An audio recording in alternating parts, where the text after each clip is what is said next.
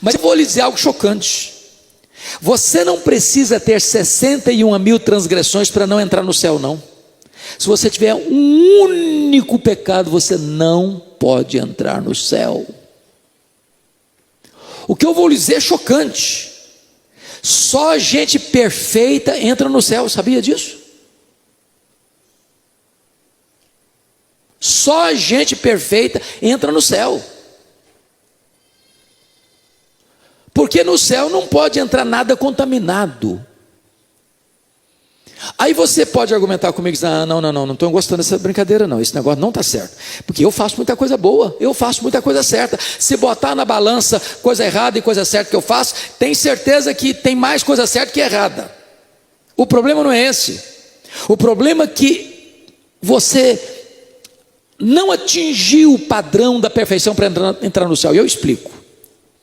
Biblicamente está escrito assim: se você guardar toda a lei e tropeçar num único ponto, você é culpado da lei inteira. Por quê? Porque você comprometeu o padrão da perfeição. Eu ilustro de novo. Vamos imaginar que vamos chegar em casa hoje, fazer um grande omelete para a família. Você vai na geladeira, pega 10 ovos, bota uma grande frigideira no fogo, quebra o primeiro, o segundo, o terceiro, o quarto, o quinto, o sexto, o sétimo, o oitavo, o nono, a gema vermelhinha. A hora que você quebra o 10º ovo, ele estava podre, caiu lá dentro da frigideira. Eu pergunto a vocês, quanto do omelete vocês estragaram? Todo, mas só tinha um ovo estragado. Só que você comprometeu o padrão da perfeição. Talvez você esteja pensando assim, pastor, se o negócio é desse jeito, então eu estou frito. E se você pensou assim, parabéns, é isso mesmo, está frito mesmo. Não tem chance, não tem esperança de você ser salvo pelas suas obras, pelos seus méritos, pela sua religiosidade. Impossível, impossível. Então, eu tenho uma boa notícia, uma grande notícia. O que você não pode fazer, o que você não consegue fazer, Deus fez por você.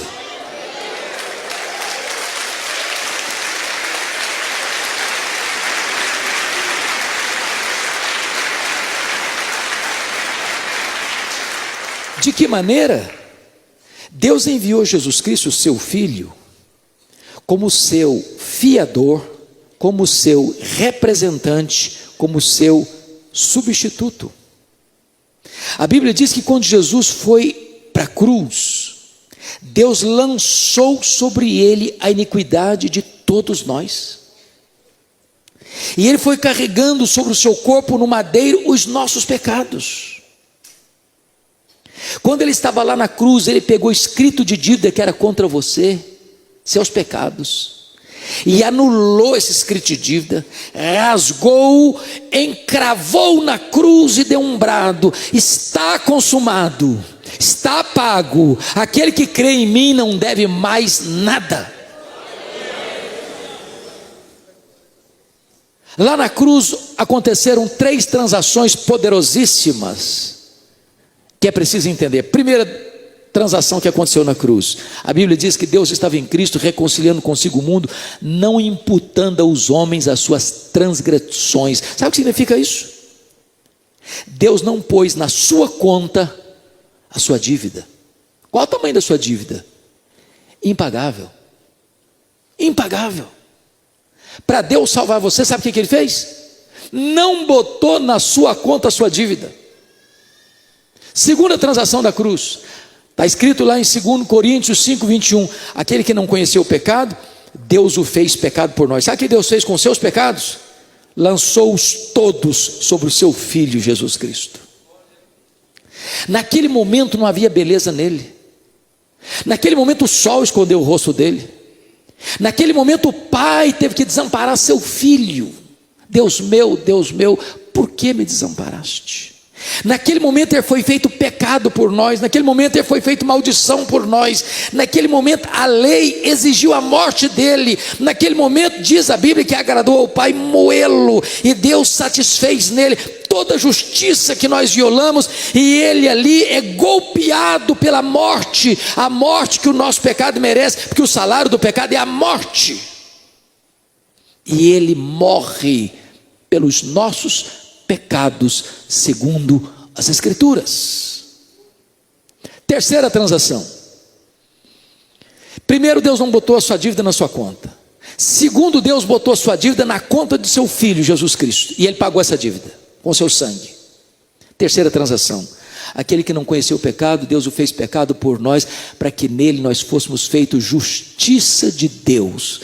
É como se Deus fizesse um DOC, é como se Deus fizesse uma transferência.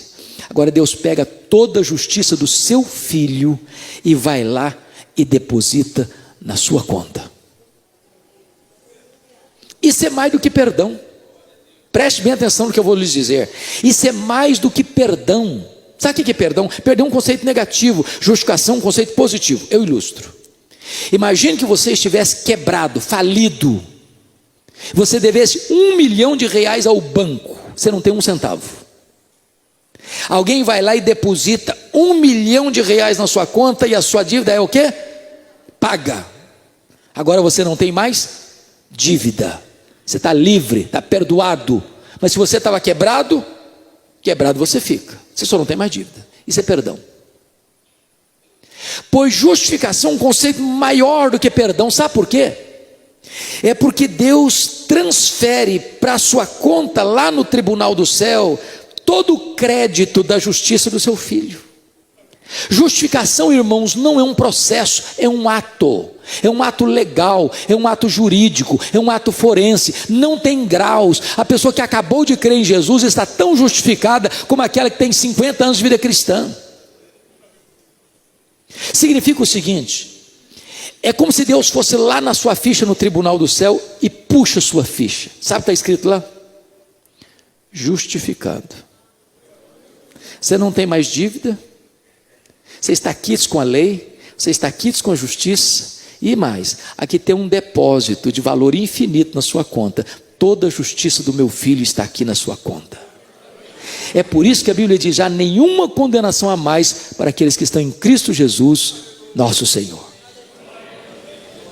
Então Paulo não podia concluir de outra maneira senão como concluiu no versículo 30. Aos que Deus justificou, a esses Deus também glorificou. Eu pergunto a vocês, o verbo glorificar está em que tempo verbal aí? Quem me ajuda na língua portuguesa? No pretérito? Perfeito, no passado? E eu faço outra pergunta: a glorificação já aconteceu? Você está glorificado? Não. Eu ainda erro, eu ainda peco, ainda fico com medo, ainda fico ansioso. Então eu pergunto a vocês: será que Paulo errou na gramática ou na teologia? Porque ele não colocou assim: e aos que Deus justificou, esse Deus também glorificará. Mas ele coloca no passado, como um fato consumado. Sabe o que significa isso? Você que creu no Senhor Jesus, na mente de Deus, nos decretos de Deus, você já está no céu. É por isso que ele termina com 5 perguntas retóricas. Se Deus é por nós, quem será contra nós? Aquele que não poupou seu próprio Filho, antes por todos nós o entregou, porventura não nos dará graciosamente com ele todas as coisas? Quem tentará acusação contra os eleitos de Deus? É Deus que os justifica. Quem os condenará? Ora, é Cristo Jesus quem morreu, antes quem ressuscitou, o qual está à destra de Deus e também intercede por nós. Quem nos separará do amor de Deus que está em Cristo Jesus? Será a tribulação, perseguição, a angústia, o fome, o perigo, a nudez ou a espada? Nós somos mais que vencedores por meio de todas essas coisas. Eu estou bem certo de que nem a morte, nem a vida, nem anjos, nem principados, nem poderes, nem altura, nem profundidade, nem qualquer outra criatura poderá nos separar do amor de Deus que está em Cristo Jesus, nosso Senhor. Oh irmãos, que tão grande salvação nós recebemos em Cristo Jesus nosso Senhor. Que grande Deus nós temos, que grande Salvador nós temos, que grande redenção nós temos em Jesus Cristo. Somos mais do que vencedores. Que Ele nos abençoe. Amém.